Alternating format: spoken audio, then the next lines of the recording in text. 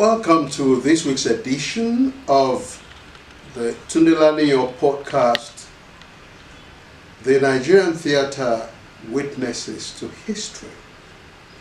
And we still continue our discussion with Professor Segun Ojewuyi. What were the highlights of the training and in the things that Segun Ojewuyi did that moved him from being a tyro in the field of theatre to a master and professor? Let's continue our discussion with Segun Ojewuyi and find out all these aspects of his own life. Trajectory from the training in Ibadan. You got involved in, of course, the departmental productions were compulsory. Which ones did you participate in that you can recall, and which ones really made an impact?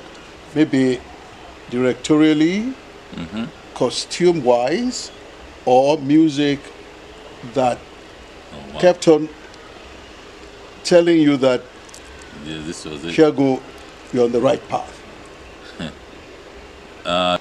First I got Ibadan and was another world opened. Like, I met Professor Adedeji, who was then the biggest in the entire continent. That's right. Lapo Adelugba, who had been, to my secondary school. Yes. He schooled there, and then he also taught taught there. And I started understanding people like that. And he would talk about Chibola, who was a lawyer, but was directly linked to this group of people. Yes. Femi Oshofison, Bode Showande's plays I'd seen, a bit of it on television, and all these people were. Then Zulu Shofola were now in Ibadan. Yeah. I felt okay. I had actually added to what I got from. So these people, Lagos. I began to understand that people like this had been in existence. There was. So the first production at Ibadan, which I remember very clearly, and in which you were also an actor, was Once Upon Four Robbers. Once Upon Four Robbers. Yeah. It was directed by the playwright. Yeah. Femi Oshofison. I made that statement because this led into my directing choice. I had seen Bode Osoyin in Lagos. I'd worked with him as his lead actor on his own plays, directing his own plays. And as a young man, I would sit and I would think I could do that in a different way and I could do it better. I had that, stupid ego in my mind. And I saw the same thing in Oshofison, and I started feeling, why are these people being compelled to write the plays and direct the plays? What would happen if I chose not to direct my own play and to direct someone else's, play? Would that process enhance the imagination and the creativity? After Once Upon Four Robbers, the next one was that really got me again was Oshofison, Moron Todun. And I was playing the director. Just was a small role, but it was the anchor for the because thing, you guys were the senior guys, and they got the big roles. But I took comfort in the fact that I always got cast in this substantial role, not the principal, but that it confirmed that I had something in you. Yes, that I was bringing to the table. So, in terms of directing, I had of course Bayo Duneye as the directing professor, but I was fortunate that just at the time we were declaring our stress, that's what we used to call it. Carol Dawes was in the faculty then. Yes, and taught us directing. I always saw her as a witch. because of her teaching style. She would go like this, like casting, you know, and just open up the pages and layers of the fundamentals of directing, Yeah. and teach them in the language that you could understand, because she was a trained director herself, and had been the artistic director of the Jamaican National Troupe Theatre, and this woman had PhD or something from Cambridge, and Doctor of Finance from Yale. It was just, I was wow. And then she directed Jean-Paul Sartre's play Lucifer and the Lord. And the Lord. You know, that's about our most preferred author. She liked Jean-Paul Yes, Sartre. oh yes. And I saw the process. See, I have this mind. This was when, and I would make a quick detour, but this was for me personally. This was when CNN was just coming up. That's right. And there was this, was it in Poland? The Polish Revolution. Yes. At the Gdansk. Yes. And these images were being fed to us, and she took us through that and linked it to Lucifer. Yes. Felt wow. That again was a pointer to the social impact that theater could have. And it had Václav Havel, a playwright, became the president of the country. That's right. I was fired up. That's right. I was fired up. Yes. You're very right. That was the season of Lech Wałęsa and the rest of them. And so this was at Ibadan too. So I could put the directing and the acting and the totality of theater in place finally. And I told myself I was going to be a director of plays. I didn't care what anyone else did with their lives, but that was what you were going to do. So let me jump. I directed for my thesis production in the second year or so, the year before, with dramatic literature, tragedy and other tragic forms. And then we were presented with myth literature and the African world. And Wole Soyinka, his collection of essays. And then Death and the King's Horseman as the study. Interestingly, the lecturer then was Hyginus Ekwazi. That's right. Who is still at Ibadan as a professor now teaching. He's retired. Oh, he's retired. Wow. He retired this year. When I read that play, people say that Soyinka's language is very difficult, especially in the essay, the fourth stage and all of these things. And that in the play too, it was difficult to grasp, to penetrate. It was not for me. Not that it was simple. It was not easy. It was just at the right level. And why? It was because while I was in the secondary school, the long holidays, my father would put me on a truck. I call it truck. This wooden truck, passenger truck. So inscription on its side was Oluwatoyin.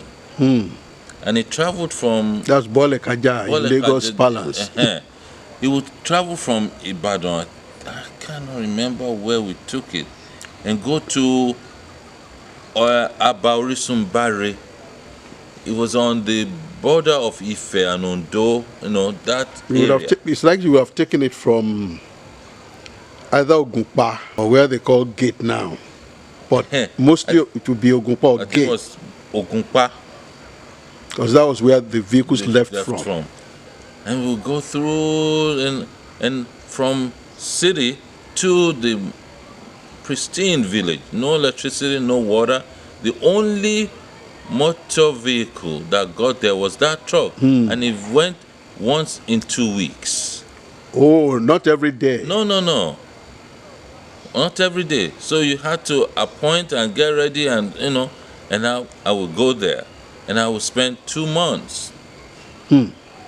with the other village kids and going to the farm, cocoa plantation, huge, cocoa, kola nut, plantain. These were the cash crops. Yes. And so I observed pure village living that I had read about in books, but now was experiencing. So we would go to the farm in the morning, walk till midday, we would have some lunch on the farm. Yam that was caught in fire and with palm oil. And or something that we found, and then the men would continue. We the kids were free after midday, so we would climb up the trees, orange trees, and pluck and have orange. And in the evening, around this time, they were pounding yam all over the village. You would hear the sound of the mortar and the pestles. And we would all eat around this big bowl, and on some appointed evenings, there'll be storytelling. My grandmother was then married to the chief of the village. So when people would bring cases to the Baale, we would sit and listen and observe. And the language was that pure Yoruba language, deep, old, and new at the same time, that I encountered in Death and the King's Horseman. So it was just it was just clicked for me. So when the praise singer Ojewuyi started with Eleshin Oba Owu, what trist is this that the cockerel goes to make that he forgets its tail behind? It's a trace where the cockerel needs no adornment. It was poetry, but it was pure Yoruba, that I had heard outside the city. So I could just, and as if went through the ritual processes and the royal, all the, I had encountered this, so I could draw from my own ancestral Egunguns, all of that made sense to me. And I presented it, proposed it, and my supervisor then said, "This is a bad play. You cannot touch this. You do this, you will fail. I will guarantee that." No. I said, "This play? No, this is a good play. I had read so many plays. This is one of the best plays I've got. Language, the visual culture of that play, the cultural." And your head would have created the presentation. Oh, I had it. From the beginning to the end. I said, "No, I will do it." He said, "Well..." That's the mind of the director for you. Yeah, I said, "You do it, I'll fail you." I said, "Well, this is what I'm going to do." So I sent it to Carol Dawes, who had moved to ABU. I said, "What do you think about this play?" And she wrote back. So if you direct this play, I still have that note. If you succeed in directing this play, you will be ready to direct any play written by anybody from anywhere in the world. That was the endorsement I needed. And so I directed, and it became, people still talk about it. It's been written about, and that play itself has followed me my entire career. That's right. That, I had in England, I had run workshops on the play. On Death and the King's Horseman. I've made conference presentations, but in the US and elsewhere, I've directed it and been part of that production like 7 times. 7 times? How did you find time for all of that? They were just because, it became, that's my career. That's what's going on. So it was not a job. That's right. Yeah, and it became, and this happens to directors, professional directors out there. Yes. You have a stamp of, this is your niche, this is what you're known for, and you get the calls, and then you create that. And of course, showing cast plays, that was the first one. But since then, I've had the opportunity of being contracted to direct in Dance of the Forest, The Road, The Lion and the Jewel, Death and the King's Horseman. That's corpus of work. Incidentally, in 1970, the Trials of Brother Jero was the first play I did in secondary school. Oh, wow. And that entrapped me. I mean, I also became popular in the city. Yeah, Everywhere I because of went, that. Brad Chume, I was Brad Chume in the place. Brad Chume. And then people will be, and you know, you knew that they recognize the character. Yes. Yes. They recognize the characters. At times they can see themselves. But then going back to you guys were also working on radio and television, especially your group. Yeah. Busy, and I'm not saying this to patronize, but this was, one thing that also inspired.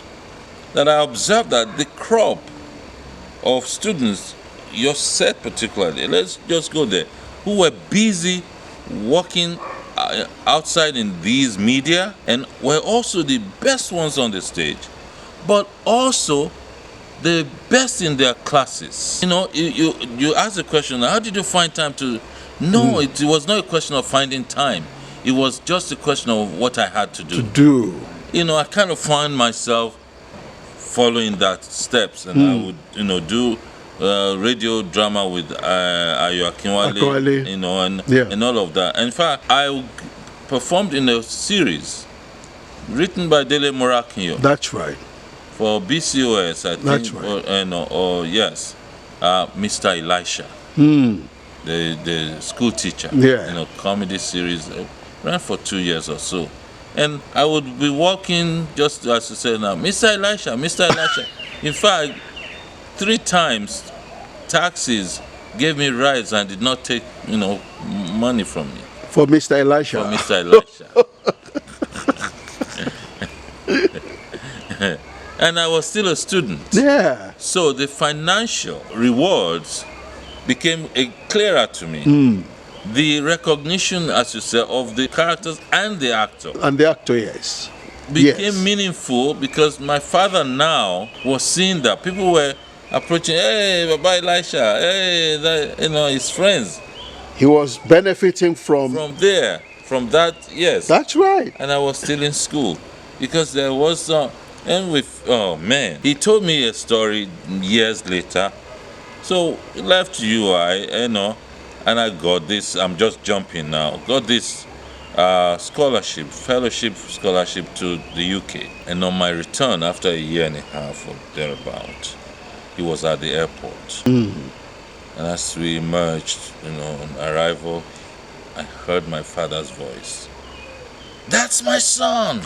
Whoa! That's my son! Whoa! He was... Your head will be like soaked curry. He was expressive in his pride and joy.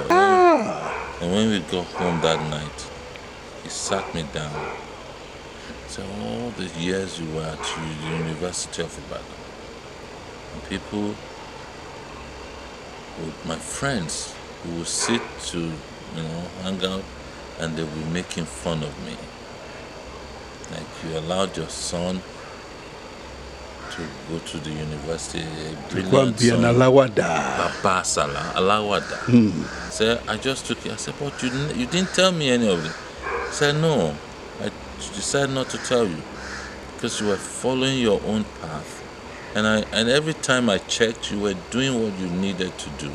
So I didn't have to disrupt that. That was a wise father. I was so grateful. That was a wise father. That was a wise father. He never said a word.